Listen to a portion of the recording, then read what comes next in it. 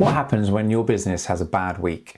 Does it feel like you've had a bad week? Like it isn't just the venue struggling, but somehow it's you as a person who's failing? That's the trap so many hospitalities fall into. We become so fused with our businesses that our identity starts and ends with it.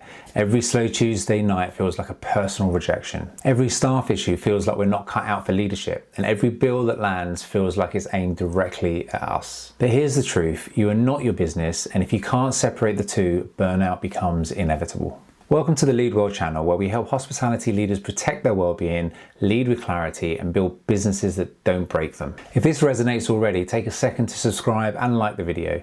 It helps us spread this message to more owners, managers, and supervisors who need it.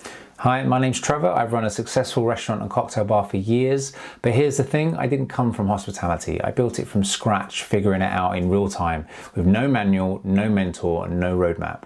For a long time, I thought the business was me. Oko Rocco was my identity. If it was thriving, then I felt like I was thriving. But if I hit a rough patch, that meant I was failing as a human being. There was no line in between the two. I can't tell you how destructive that was. Every dip in sales made me question my worth. Every staff member who quit felt like a personal betrayal. And when bills kept climbing, rent, utilities, wages, service charges, I didn't just see a business problem. I saw evidence that maybe I wasn't good enough. And here's the kicker, the industry itself is brutal right now. Look at the numbers. Margins that used to sit at 15 to 20% are now closer to 5%. A third of hospitality businesses are operating at a loss. 2 sites a day are closing across the UK. The system is stacked against us. If your entire identity is wrapped up in your business, you're living inside that storm with no shelter. And I lived like that for years. It took me to panic attacks, exhaustion, and a version of myself that my wife barely recognized. What helped me start to shift wasn't just systems or morning routines, though those mattered too. It was rediscovering who Trevor was from outside of Oko Rocco, who I was beyond the business. That gave me the grounding to come back stronger, and it's what I want to help you explore in this episode. So in this video, we're going to break down why fusing your identity with your business drains your energy, a simple exercise to start rebuilding who you are outside of work, and how to give that part of yourself real time in the week without guilt. By the end, you'll see that separating yourself from the business isn't selfish, it's essential if you want to lead well. Before we go deeper, I want to invite you to take my free business wellness quiz. It's designed for hospitality leaders like you, and it will show you how you're doing across the 4 pillars of the Lead Well framework.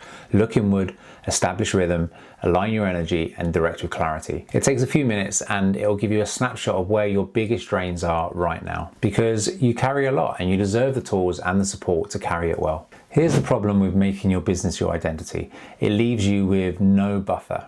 If trade is slow, you feel slow. If a guest complains, you feel attacked. If the landlord raises the rent, you feel like you failed to plan. And if your energy is low, you don't just think this week's been rough. You start telling yourself, I'm not good enough. That was me for years. I measured my worth by how my bar was doing. I didn't ask, how's Trevor? I only asked, how's Oko Rocco?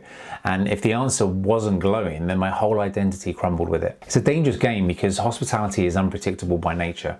One stormy Friday night can wipe out the sales targets. A sudden rent increase can put you on the back foot for months. And wages, stock, and utilities are rising so relentlessly that even the best operators are struggling. That's why we're seeing headlines like 3.4 billion in extra costs hitting the industry in just 1 month. A third of businesses at a loss, and hospitality accounting for over half of all UK job losses since the last budget. If your self-worth rises and falls with those numbers, you're not just stressed, you're imprisoned. You've handed your mental well-being over to factors you can't fully control. And here's the thing, burnout isn't a personal failure, it's a system overload. It's what happens when you're carrying the weight of the business as if it's your entire identity. This is where I start with clients who are in that space. I'll ask them, tell me who you are without mentioning the business. And the silence is often deafening because they've forgotten. If that's you, don't beat yourself up. It's not that you've lost yourself, it's that your business has taken up all the space and there's been no room left for the rest of you. So here's the exercise. You write down 3 to 5 sentences that start with, I'm someone who feels alive when I'm near the sea.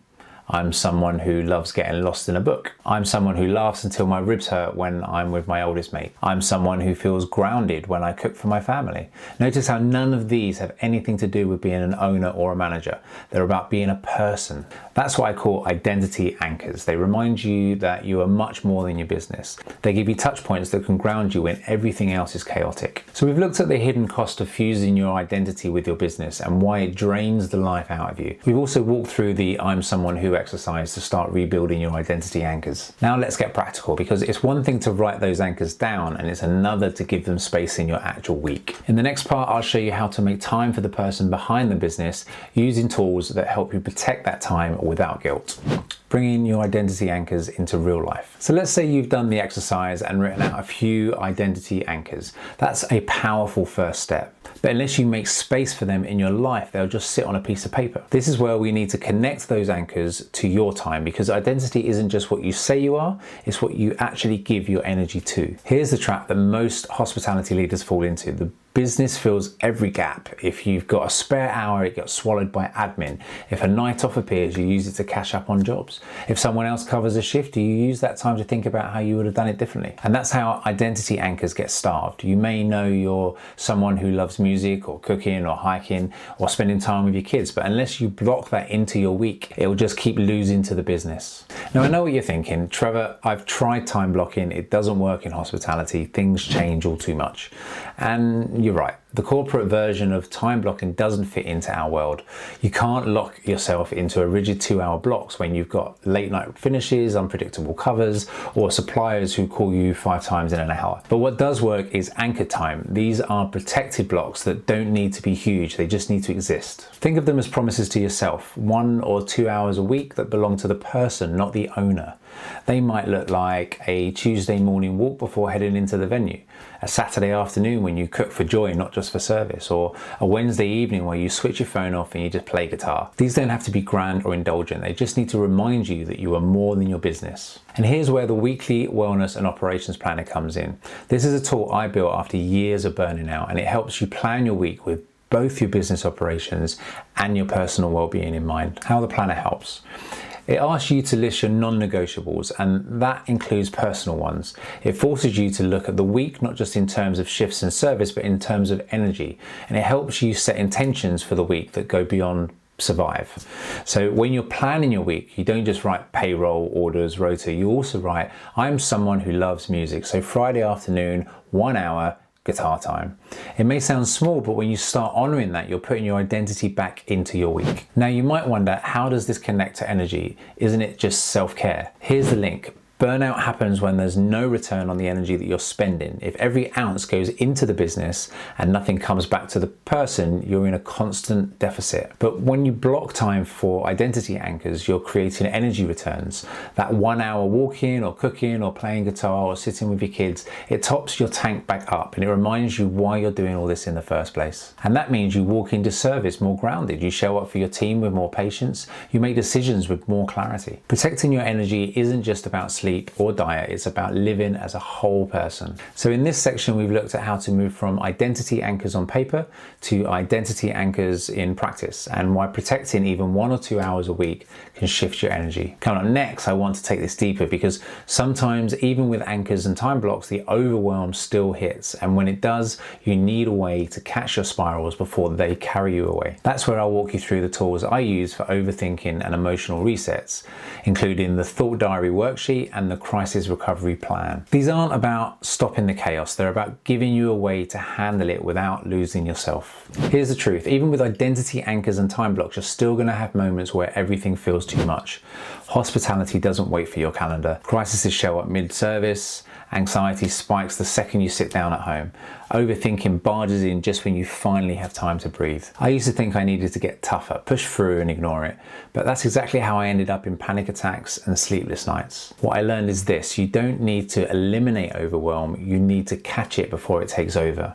And that's where tools like the Thought Diary Worksheet and the Crisis Recovery Plan come in. The Thought Diary Worksheet is something I learned in CBT. At first, I'll be honest, I thought it sounded a bit fluffy. Write my feelings down, how's that going to help me? But I tried it and it was a game changer. And here's how it works. When you feel that rush of anxiety or overthinking, you do the following things. You write down the situation, so you write down what's happening, where you are, what you're doing, who's around. You then write down the emotion that you're feeling. So you name the emotion and you give it a strength out out of 100. And then you write down the thought that's feeding the emotion and score its intensity as well. Then it's the unhelpful thinking style. Spot the pattern. Are you catastrophizing? Are you mind reading? Are you jumping to the worst conclusion? The act of writing breaks the loop, and instead of spiraling in your head, you've taken it out and you've made it visible. You can't solve what you won't name. For me, I used to lie in bed with my brain going 100 miles an hour, staff problems, money worries, customer complaints that hadn't even happened yet. I'd be exhausted before I even got up. But once I started writing them down, I could see the pattern. Half of the stuff I couldn't control. The other half was stuff that looked a lot less terrifying once it was on a piece of paper. This tool won't erase the problem, but it will calm the storm enough for you to think clearly. Now, sometimes it's bigger than a thought spiral. Sometimes it's a full-on crisis. A supplier drops out, a chef quits mid-shift, or you get blindsided by a rent hike. That's when you need the crisis recovery plan. This tool gives you a step-by-step way of separating fact from fear. So number one, what happened? Write the bare facts, no story, no exaggeration. Number two, what triggered it? Spot the event that set it off. Number three, what am I feeling right now? Name it and score the intensity out of 100. And number four, what's in my control versus what's out of my control.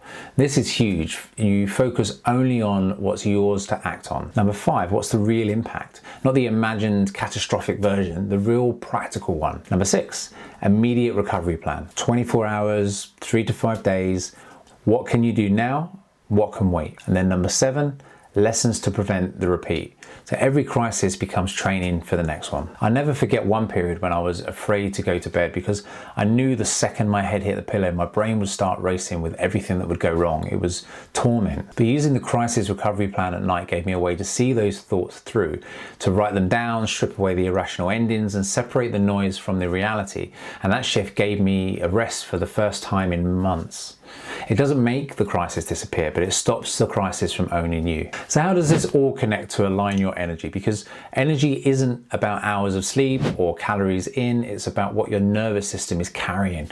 When you ignore spirals, when you pretend the crisis isn't there, you carry it in your body. Tight chest, knotted stomach, restless nights. But when you have a way to process, whether that's identity anchors, time blocks, the thought diary, or the crisis recovery plan, you let your system release some of that load. You stop carrying everything alone, and that's when your energy starts to come back. And I want to be clear here, I haven't nailed this. I'm not standing here as someone who's fixed. I'm still on the journey. I still overthink. I still get hijacked by anxiety some weeks, but I've come far along the path to share what works, to show you the tools that help me catch myself before I spiraled further. And if you're watching this and you're thinking, that's me right now, I want you to know it's not a personal failure. It's a load you're carrying and you can lighten it. So let's wrap this up. We started by talking about identity anchors, reminding yourself of who you are beyond the business.